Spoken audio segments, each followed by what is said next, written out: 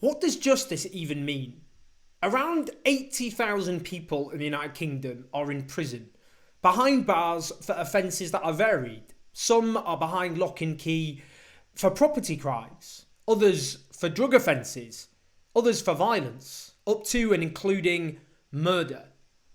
But no one is behind bars in this country for intentionally, willfully allowing the deaths of tens of thousands of their own people before their own time, often suffering grim, lonely deaths with not even their loved ones to hold their hands as they take their last gasps.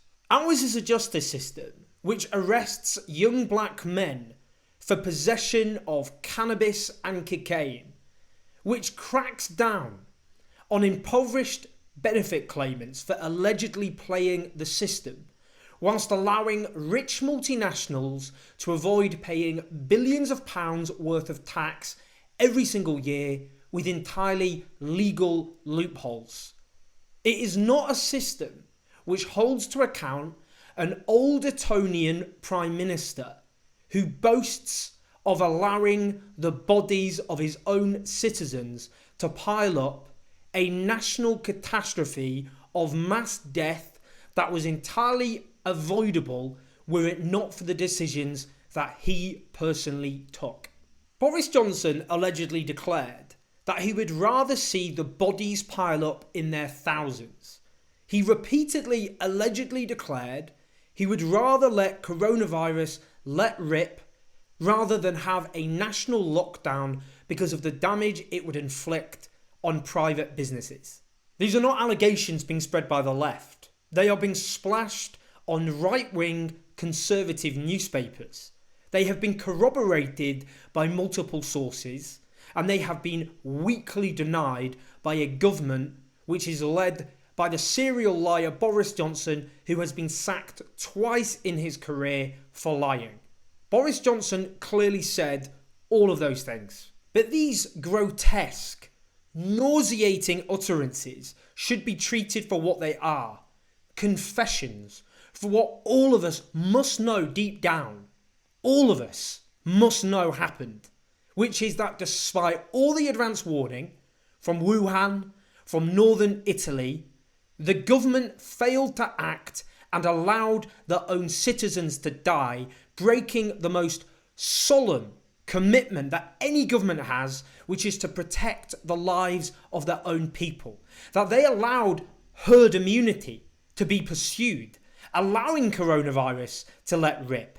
That they allowed vulnerable patients to be discharged from hospitals into the care homes, meaning that COVID-19 spread in the most vulnerable sector of them all. That they only U-turned when the cases had soared to calamitous levels, ensuring a mass wave of death swept this country. We know this is a government that reopened this country prematurely. We know this is a government that handed test and trace to their private sector cronies, who then failed miserably to do a job which could have saved so many people's lives. We know this is a government that pursued gimmicks like Eat Out to Help Out, which only spread the virus even more. We know they reopened the schools and the universities without proper safety measures in place. We know that they drove people back to their offices and their jobs under threat of losing their jobs if they did not comply.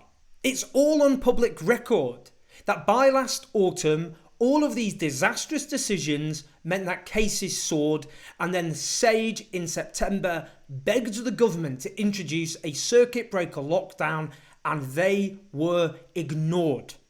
And the consequences were the cases soared even more, and then when they imposed another lockdown last November, it was too late.